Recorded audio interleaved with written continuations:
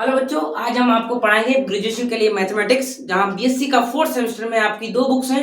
पहली बुक्स है differential equation और दूसरी बुक्स है मैकेनिक्स, जिसमें हम आज पहली बुक स्टार्ट करेंगे डिफरेंशियल इक्वेशन। इसमें आपकी पहली यूनिट यहाँ पर दे रखी है linear differential equation of second order. मतलब यहाँ पर जो पहले आप सेकंड सेमेस्टर में पढ़ चुके हैं linear differential equation of first order, यहाँ हम पढ़ेंगे linear differential equation of second order. उसके जो सॉल्यूशन होते हैं उसको हम कैसे प्रूफ करेंगे, कैसे निकालेंगे, आज हम वो सीखेंगे। तो इसमें कुछ फॉर्मूलाज दिए हुए हैं, जिसमें कुछ डायरेक्ट सीएफ निकलते हैं। अगर आपकी डिफरेंशियल इक्वेशन मान लीजिए सेकंड ऑर्डर की दे रखी है d2 by upon d x square plus p d y upon d x plus q by बराबर आर के रूप में अगर आपकी डिफरेंशियल इक्वेशन दे रखी है सेकंड ऑर्डर है, मतलब इसका जो डिफरेंशियल कोएफिशिएंट है उसका ऑर्डर क्या है, 2 है। तो वो ऑर्डर पता चलता है इससे कि ये सेकंड ऑर्डर की डिफरेंशियल इक्वेशन है। तो इसका हम हल कैसे निकालेंगे, इसका सॉल्यूशन कैसे निकालेंगे, आज हम उसके बारे में ये सीखेंगे। इसमें जो ये जो कोएफिशिएंट है, जो पी क्यू और आर जो है वो फंक्शन होंगे एक्स के, या तो एक्स के फंक्शन होंगे, ओनली एक्स के होंगे, यहाँ पर बाई कहीं नहीं होगा, या तो फिर अचर पद होंगे, मतलब कोएफिशिएंट्स होंगे। ठीक है, तो देखिए जैसा अभी आपको बताया था डिफरेंशियल इक्वेशन सेकंड ऑर्डर की है, तो इसमें जो p और q और r है वो क्या होंगे, आपके पास अचर पद होंगे, या तो मतलब कोएफिशिएंट होंगे, या तो x के फंक्शंस होंगे। तो हम इसके लिए अब जो इसका सॉल्यूशन होता है वो क्या होता है, y equals to u into b. इसका सॉल्यूशन ऐसे निकालते हैं। अब यहाँ पर u तो आप डायरेक्ट निकाल सकते हैं, लेकिन b आप डायरेक्ट नहीं निकाल सकते इसके। अब इसके लिए आगे हल करेंगे। अब u को डायरेक्ट कैसे निकालते हैं, तो सबसे पहले यहाँ से हम कोई भी इक्वेशन दे रखी है इससे कंपेयर कराएंगे, तो हम p q और r की वैल्यूज निकाल लेंगे। तो फर्स्ट पार्ट है, अगर आपके पास आ रहा है इफ क्या हो रहा है आपके पास p प्लस क्यू एक्स, मतलब p और क्यू एक्स बराबर 0 आ रहा है, तो आपका जो u होगा, u कितना हो जाएगा आपके पास x। ठीक है, अब अगर आपके पास अब सेकंड पार्ट क्या है, अगर आपके पास मान लीजिए 1 प्लस पी प्लस क्यू बराबर 0 आ रहा है, देन क्या होगा आपके पास जो u की वैल्यू होगी वो हो जाएगी e की पावर x। ठीक है, अब थर्ड पार्ट क्या है, अगर ऐसा हो जाए आपके पास if 1 minus p plus q बराबर 0, देन जो u होगा वो कितना हो जाएगा आपके पास e की पावर माइनस एक्स। ठीक है, e की पावर माइनस एक्स हो जाएगा। अब ज्यादातर इन्हीं तीनों से आपको क्वेश्चंस मिल जाएंगे, और आपका इस बार डिस्क्रिप्टिव ना होकर ऑब्जेक्टिव है, तो सिर्फ ये पूछेगा, कोई भी इक्वेशन दे रखी होगी तो उसमें पूछ लेगा कि उसमें जो पार्ट होगा सीएफ का, जो सॉल्यूशन का एक पार्ट आएगा u, उसकी वैल्यू क्या होगी। तो आप इन फॉर्मूलाज को रख के आप चेक कर लें, तो इससे हम u की वैल्यू निकाल सकते हैं।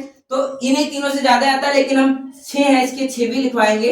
तो अगला पार्ट है if 1 plus P upon A plus Q upon A square बराबर 0 हो, तो आपके पास क्या होगा, देन u की वैल्यू आपके पास आ जाएगी e की पावर ax। ठीक है, अब क्या होगा, मान लीजिए आप देखिए क्या होगा आपके पास, जो पांचवा पार्ट आपके पास इफ अगर क्या होगा 2 plus 2px plus Q x square बराबर 0। ठीक है, तो आपके पास क्या होगा, देन जो u की वैल्यू होगी वो आपके पास क्या हो जाएगी, एक्स स्क्वायर। ठीक है, अब एक पार्ट और है इसमें, वो देखिए if n minus 1 plus p n x plus q n square बराबर 0, देन जो u की वैल्यू होगी आपके पास x की पावर n हो जाएगी।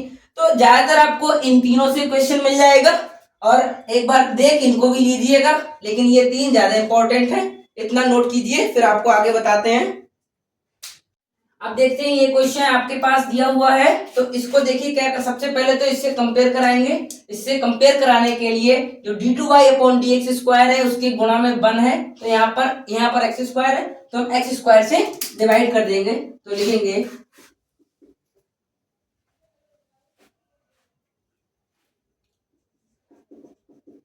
डिवाइडिंग बाई एक्स स्क्वायर, ठीक है। एक्स स्क्वायर से डिवाइड कर देंगे, एक्स स्क्वायर से जब डिवाइड करेंगे देखिए क्या आता है, d2y/dx डिवाइड हो जाएगा, यहाँ पर क्या आएगा -2x/x², तो 2/x², एक एक्स से, तो -2/x 1 + x dy/dx प्लस यहाँ पर x से डिवाइड करेंगे x स्क्वायर से तो आएगा, ठीक है। अब लिखेंगे बाई बराबर, यहाँ x स्क्वायर से डिवाइड करेंगे तो आ जाएगा x, ठीक है। अब देखिए ये समीकरण, जो ये इक्वेशन है, ये समीकरण है वो इसकी तरह हो गई, तो हम अगर इससे कंपेयर करा दें इसकी, तो p की वैल्यू लिखेंगे comparing from d2y/dx² plus p dy/dx plus q बराबर r से इसकी कंपेयर करा देंगे तो हमारे पास जो p की वैल्यू है, वो p की वैल्यू क्या आ जाएगी, p बराबर आएगा 2/x 1 + x, ठीक है।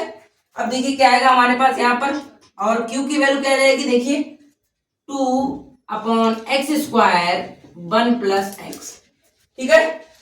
और r की वैल्यू हमारे पास आ जाएगी x, ठीक है। अब यहाँ पर p q r की वैल्यू हमारे पास आ गई। अब जो प्रॉपर्टी हम पहले लिखा चुके हैं उनमें से देखिए आप कौन सी प्रॉपर्टी लग रही है, तो इसमें पहली प्रॉपर्टी हमने लगाई थी p + qx बराबर 0 वाली, देखिए प्रॉपर्टी क्या लग रही है, तो p + qx निकालेंगे तो p क्या है हमारे पास -2/x 1 + x प्लस q हमारे पास क्या है 2/x² 1 + x, x से मल्टीप्लाई भी होगी तो x से मल्टीप्लाई, एक x से एक x कट जाएगा, यहाँ भी, यहाँ माइनस का 2 1 + x/x है, यहाँ 2 1 + x/x, यहाँ प्लस का है, यहाँ माइनस का है, तो आ जाएगा 0। तो इसके लिए हमारे पास u की जो वैल्यू आई थी, वो हमारे पास u की वैल्यू क्या आई थी, u की वैल्यू इसके लिए क्या होती है x, ठीक है। और कंप्लीट सोल्यूशन हमारे पास होता है y = u × v, अभी बताया था, तो y बराबर u की वैल्यू x रख दीजिए v। अब क्या करेंगे, हमारी समीकरण जो g वाली है इसको फर्स्ट डाल देंगे, यहाँ पर d2y/dx² है, dy/dx है, तो यहाँ से हम dy/dx निकालेंगे, तो यहाँ फर्स्ट सेकंड लगा देंगे, फर्स्ट फंक्शन ऐसे लिख देंगे, सेकंड का डिफरेंशिएशन करेंगे प्लस सेकंड फंक्शन ऐसे लिख देंगे, फर्स्ट का डिफरेंशिएशन बन हो जाएगा, ठीक है। इसी तरह d2y/dx² निकाल लेंगे, इसको फर्स्ट सेकंड मान लेंगे, तो देखिए क्या होगा,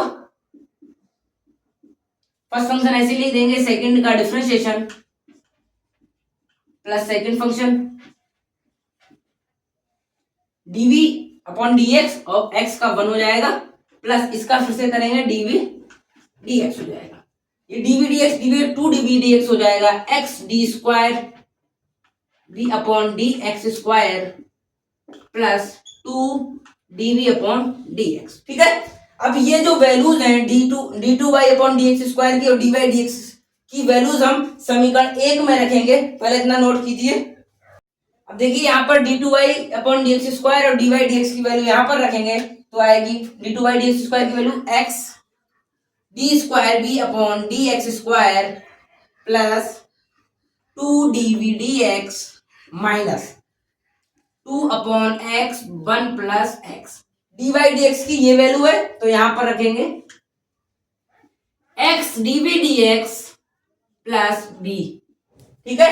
अब देखिए प्लस 1 + x/x², y की वैल्यू क्या है हमारे पास, y की वैल्यू आई थी u × v, u की वैल्यू x भी आई थी, तो देखिए y की वैल्यू क्या आएगी x × b बराबर x, ठीक है। एक x से एक x कैंसिल कर देंगे, ठीक है।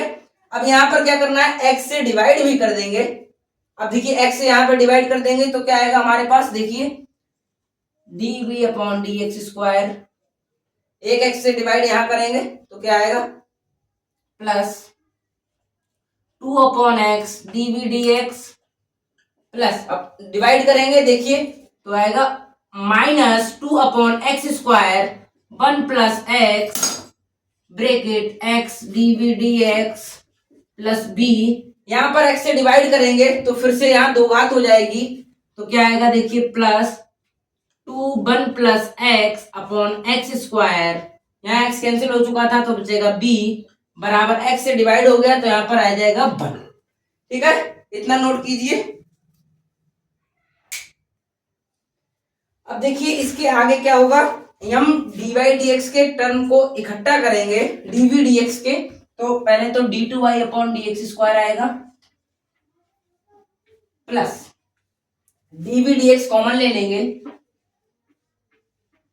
तो देखिए एक पद तो डीवी डी एक्स का ये है 2 अपॉन एक्स, दूसरा टर्म क्या मिलेगा, इसकी जब इससे मल्टीप्लाई करेंगे तो इतना ही आ जाएगा, फिर इससे मल्टीप्लाई करेंगे तो एक एक्स से एक एक्स कट जाएगा तो आएगा माइनस 2 अपॉन एक्स। देखिए अब इसकी जब मल्टीप्लाई इससे करेंगे तो प्लस माइनस माइनस और माइनस प्लस हो जाएगा, तो यहाँ पर माइनस आएगा, माइनस प्लस माइनस और फिर से प्लस से मल्टीप्लाई होगा तब भी माइनस हो जाएगा, इसलिए माइनस, एक एक्स यहाँ पर कैंसिल हो जाएगा, एक एक्स यहाँ पर कैंसिल हो जाएगा, दोनों एक्स कैंसिल हो जाएंगे तो बचेगा हमारे पास 2।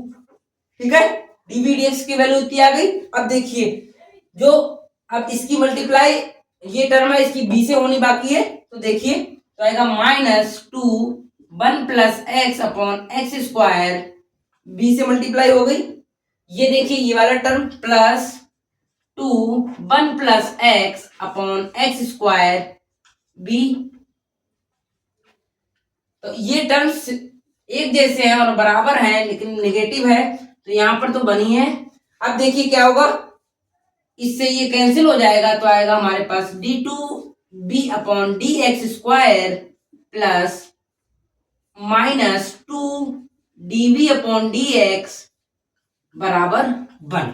ठीक है, अब देखिए क्या करेंगे, तो लिखेंगे लेट जो डीबी अपॉन डी एक्स है उसको हम P मान लेंगे। ठीक है, तो देखिए अब क्या होगा, डीवी डी एक्स को P मान लेंगे तो d two by d x square में इसका डिफरेंशिएशन करेंगे x के सापेक्ष, तो d two b upon d x square बराबर डीपी अपॉन डी एक्स। ठीक है, अब देखिए जो ये वैल्यूज है, अब देखिए क्या आएगा, ये वैल्यूज यहां पर रखिए DP upon d x minus 2p बराबर 1।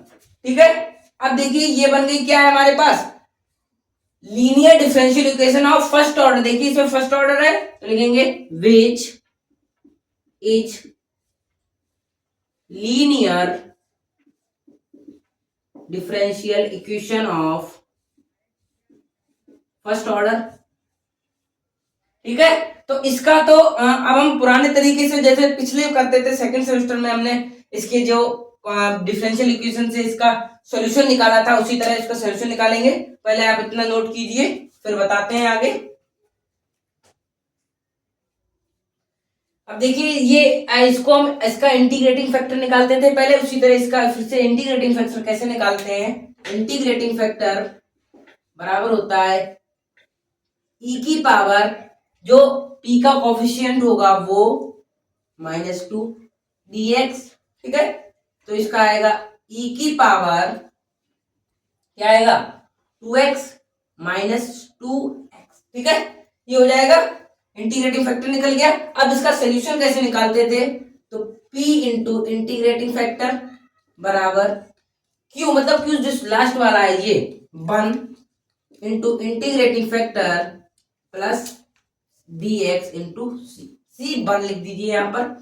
ठीक है, अब देखिए क्या आएगा हमारे पास, p इंटू इंटीग्रेटिंग फैक्टर क्या है हमारे पास e की पावर -2x बराबर 1 इंटू इंटीग्रेटिंग फैक्टर से 1 से मल्टीप्लाई इतना ही आएगा तो e की power -2x dx plus c1। ठीक है, अब देखिए इसका p इंटू इंटीग्रेटिंग फैक्टर मतलब कि e की पावर 2x बराबर e की पावर 2x का क्या होता है e की पावर -2x अपॉन -2। ठीक है, प्लस c1। अब क्या करेंगे, इसकी ये इधर मल्टीप्लाई में इधर आ जाएगा डिवाइड में, तो p बराबर ये डिवाइड में आएगा इससे ये कैंसिल हो जाएगा तो आएगा हमारे पास -1/2। ठीक है, और यहाँ डिवाइड में आएगा मतलब पावर माइनस आए तो ऊपर ले जाएंगे प्लस c1 e की पावर 2x, ऊपर जाके प्लस में हो जाएगी।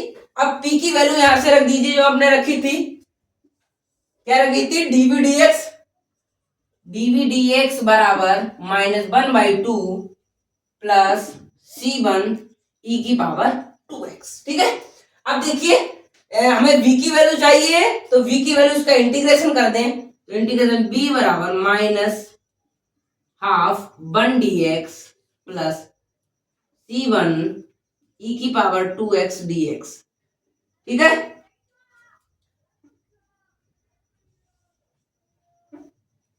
अब देखिए क्या आएगा हमारे पास, v क्या कहा जाएगा, -12x हो जाएगा 1 का, प्लस C1 e की पावर 2x का e की पावर 2x/2 और प्लस C2 दूसरा कोएफिशिएंट जोड़ देंगे। अब देखिए हमारे पास v की वैल्यू ये आ गई और u की वैल्यू हमारे पास x थी, तो कंप्लीट सॉल्यूशन लिखेंगे तो हमारे पास क्या आ जाएगा, complete solution y equals to u into b. u की वैल्यू क्या थी हमारे पास x और v की वैल्यू हमारे पास जो आई है लिख देंगे -12x प्लस C1 e की पावर 2x/2 प्लस C2। ठीक है, ये आपका आंसर हो जाएगा। हालांकि आपको पूरा क्वेश्चन करने को नहीं आएगा क्योंकि आपका ऑब्जेक्टिव पेपर होगा, जिसके में डिस्क्रिप्टिव पेपर होगा उसको पूरा करना होगा, सॉल्यूशन पूरा करना है, लेकिन ऑब्जेक्टिव वालों को सिर्फ वहां तक करना है जहां हम पहला CF यानी कि U निकालते हैं, बस वहां तक करना है। तो आज के लिए बस इतना ही, फिर मिलते हैं नेक्स्ट वीडियो में। इससे आगे के एक टॉपिक और है, इसी की डिफरेंशियल इक्वेशन सेकंड ऑर्डर का, इसके सॉल्यूशन के कई मेथड्स हैं। इसमें पहला मेथड ये था, अब हम आपको अगली वीडियो में इसका न्यू मेथड बताएंगे। इसीलिए इस चैनल को सब्सक्राइब कर लें और ज्यादा से ज्यादा अपने दोस्तों के साथ शेयर करें। Thank you.